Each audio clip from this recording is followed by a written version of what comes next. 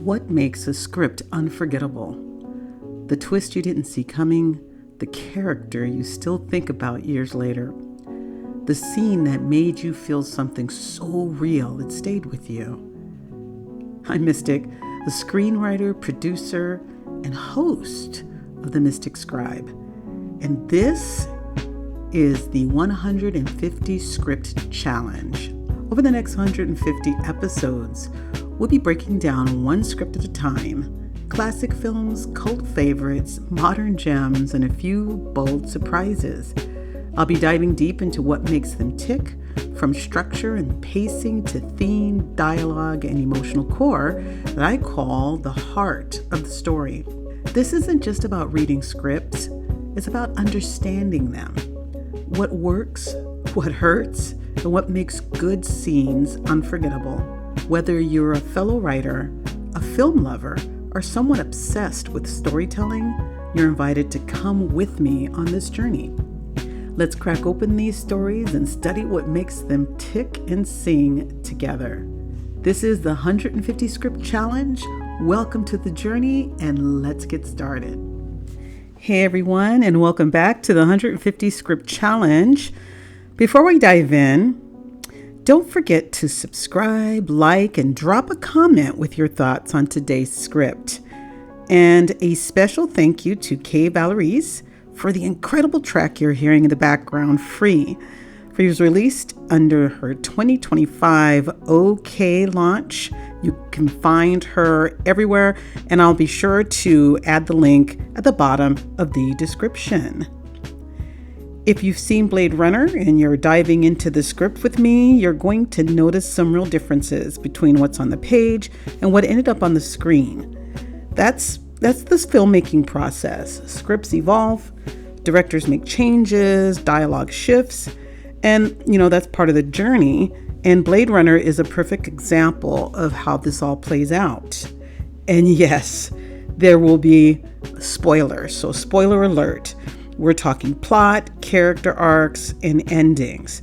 If you haven't seen the film or want to read the script cold, this is a good time to pause and then come on back later. So let's get to it. Story, synopsis. Set in a decaying future where the line between human and machine has all but disappeared, BladeRunner follows Rick Deckard, a former cop pulled back into duty to track down and retire a group of rogue replicants. And retire is code for unalive. Now, these replicants are bioengineered beings. They're stronger, faster, and in some cases more emotionally aware than the humans who created them. As Deckard moves through a neon-lit city of shadows and smoke, he encounters Rachel, a replicant who doesn't know she isn't human and begins to question everything, the mission, the system, and even himself. It's a story of identity, control, memory, and meaning, all set against a backdrop of rain-soaked noir and futuristic dread. And in this early draft of the script, the atmosphere is even more philosophical and quiet. The emotion lives between the lines, and that's exactly why we're starting here. Why this script? Blade Runner is not just a film and not just a mood. It's a whole atmosphere, a language, a philosophical riddle wrapped in a noir styling and those neon shadows. But more than that, it is a masterclass on how science fiction can be intimate, thoughtful, tragic, and human. Now, we're not starting with the polished studio version, as I mentioned earlier. We're going to go back to the early 1980 draft by Hampton Fancher, before Ridley Scott, before the visual spectacle that eventually became the film that you and I remember so well. This script is moodier, slower, and full of raw emotional questions that make it an essential read for writers. Heart of the story analysis. This script dares to ask, what makes someone human? What is identity without memory? And who gets to decide which lives matter? So let's dive in using my heart of the story framework. Act, structure, overview. So we have the opening where the stasis where the Voight-Kampff test is being performed on Leon. And Leon is a replicant that we don't know is one, and it doesn't go well for those presenting the test. And it's at this point we are also introduced to Deckard in this decaying urban landscape. And so after the test goes wrong and we realize that there is a problem, it's when the inciting incident takes place. Deckard is brought back from retirement with his mission to seek out and retire the rogue replicants. Now, you could talk about the plot points. So the major plot point here is him accepting the assignment and going forth to complete his mission of retiring all these rogue replicants led by Roy Batty, who in the movie is Rutger Hauer. Now, I know I'm not supposed to talk about the movie versus the script, but I can't help acknowledging my boy Rutger Hauer, and we know that Harrison Ford is Deckard as well. So just my own little hey and recognition. Also, part of this plot point introduces us to Rachel, who is a replicant but doesn't realize she is one. And this is, all fairness, is played by Sean Young in one of her most iconic roles on film. The film goes on from there, as I described it in the synopsis, and the midpoint of which is where Deckard finds and retires Mary and starts to emotionally unravel as he starts to get kind of caught in between that gray line between human and replicant as his emotional relationship with Rachel starts to shift. As part of plot point 2 is when Roy Batty is seeking out his creator, and that would be Tyrell. Tyrell is the CEO of the company that is creating the replicants.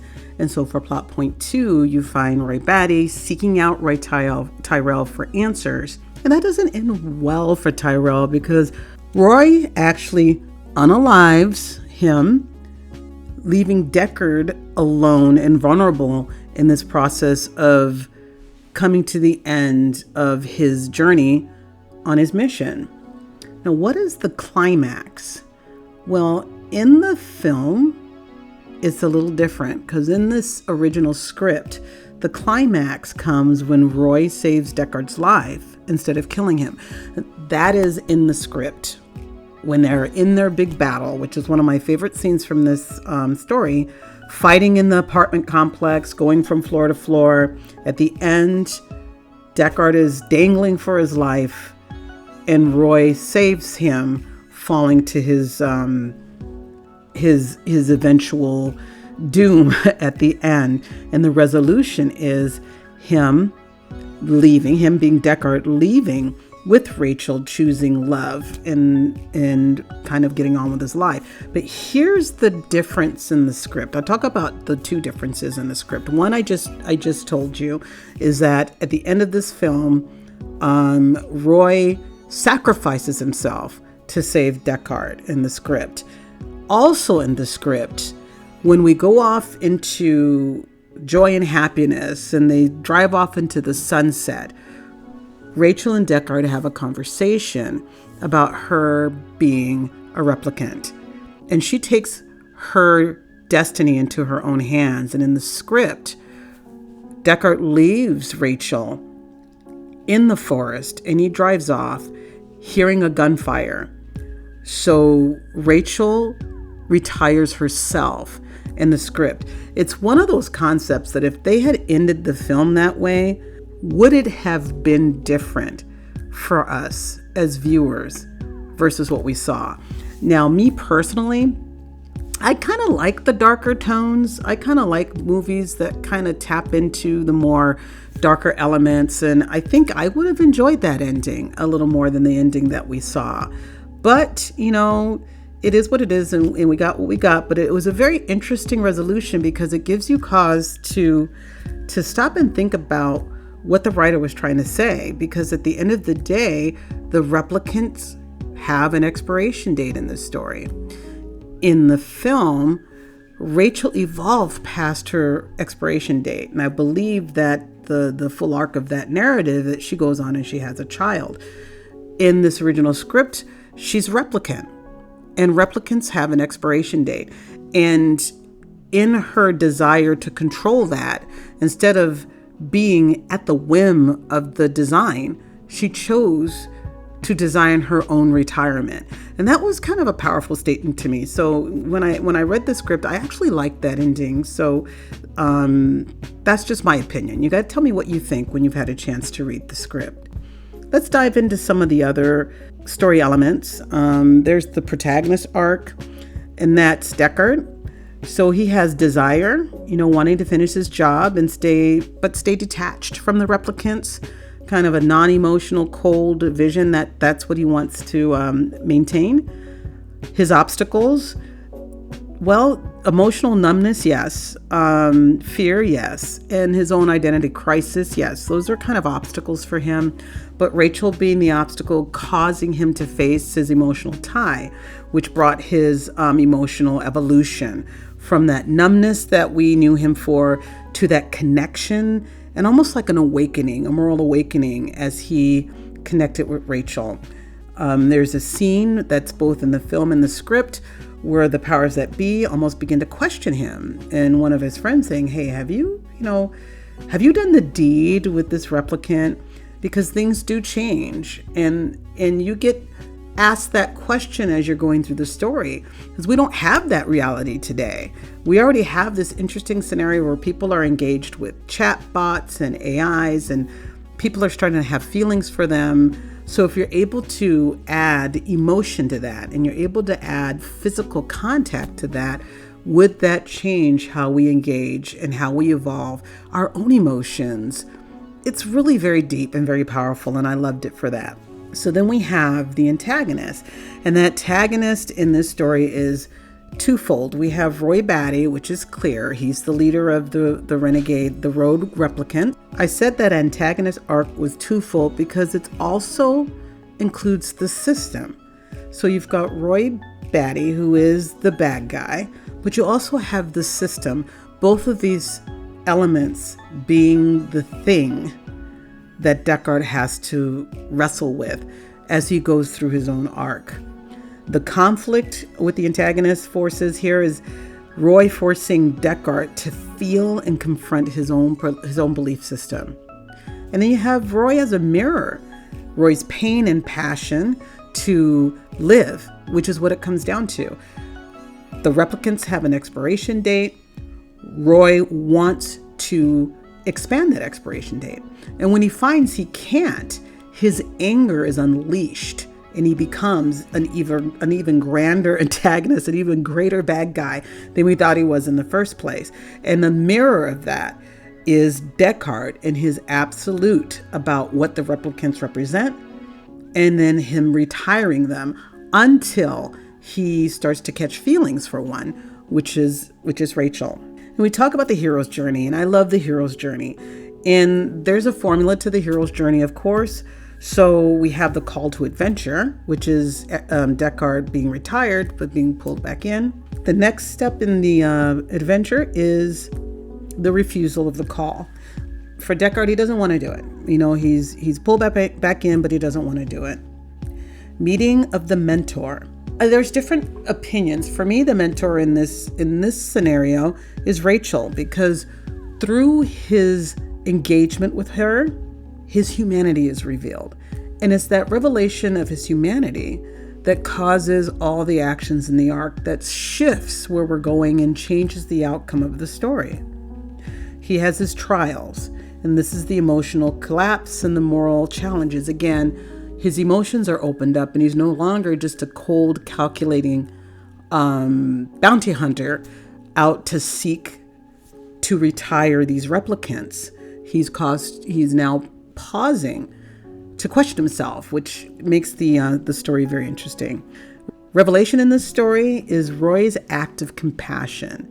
And that's what it is. In the script, instead of unaliving Deckard, he chooses to save him in an act of compassion. And the return to his ordinary life is when he leaves, that being Deckard, to go back to his life with Rachel.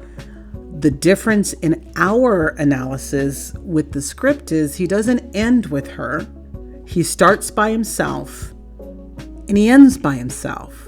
But in the end, he's a different person because of what Rachel has awakened within him. And I love that about this script.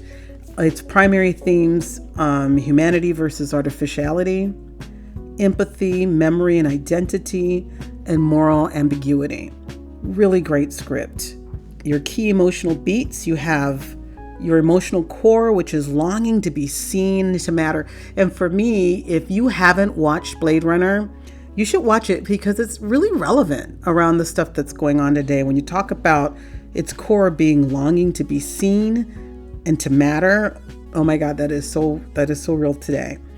You have Deckard's evolution from cold to shaken to connected.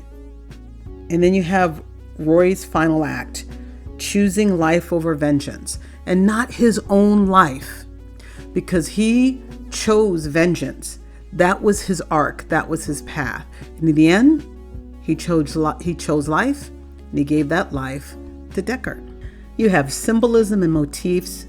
For me, I put it in kind of what do you see a lot in this story that comes out that speaks to you through the script. And what I saw as I was reading through is that the eyes are important in this story, and I encourage you to go back and look at that. We know who the real humans are a lot through their eyes, through how they move and what the stories tell us in the eyes. It's the truth and the perception. We also have animals. They use a lot of synthetic life to communicate to us through those animals. And then the darkness, the rain, the coldness, it all kind of represents for me the emotional disconnection that the writer was telling us about, that Deckard himself was kind of living through. And the thematic connection, you've got the heartbeat that ties directly to freedom, love, and empathy. Even in Rachel's final decision at the end, she made a decision that was her choice and freedom. Beautifully written. The realization, compassion is the proof of humanity. And that's powerful for me. That's this wild to me, because in the end, all Roy wanted to be was human. And in the end, he proved that he was. Pow. Wow, it was really great. And then resolution, Deckard chooses connection over control. He came from a world of control. As a Blade Runner, he was controlled by the system, and he was actually retired. He lived a good life doing what he was told and being connected to the system, which meant being not connected to anything or anyone. In the end, he chose connection. And what was really interesting in the writing, though, he chose connection. And part of that connection was to let go. Once he found something he wanted to be connected to, he had to let it go. Heartbreaking. Now, my own personal thoughts, this is an old film. I saw Blade Runner in the theater when I was really young, and I didn't understand it at the time. Not because it was inappropriate or anything like that, but because the ideas were just too big for me at the time. It wasn't until I saw it years later that it really hit me. The beauty, the tragedy, the restraint. And when I entered film school and started reading script, this was the first one I picked up. And I have to tell you, I was really humbled. It showed me that screenwriting isn't about spectacle. It's about control, depth, and subtext. This script became my teacher. It's well written, it's well designed, and it's as wonderful to read as any novel from great literature that you can point to me. So even if you are not in this to be a screenwriter, I highly recommend that you pick up this script, read it, and then go back and watch the movie again. Really great activity that I would recommend. Now, Blade Runner isn't just a story, it's a lens, a way to examine what we are, what we fear, and what we hope we can become. Again, this is the main reason this script was the first in my 150 script challenge, because it set the bar for me and what a good script should read like. If I'm lucky, I can come even a fraction close to this kind of intensity, feel, and technique as I learn to write and continue to write my own legacy as a screenwriter. And now we move on and move forward. I hope that this was fun and educational. If you have any suggestions for future scripts, please let me know. And again, drop comments. What do you think? Let's talk about it. In the meantime, take care. Love you, and we'll see you the next time here. This is Mystic Scribe saying bye-bye.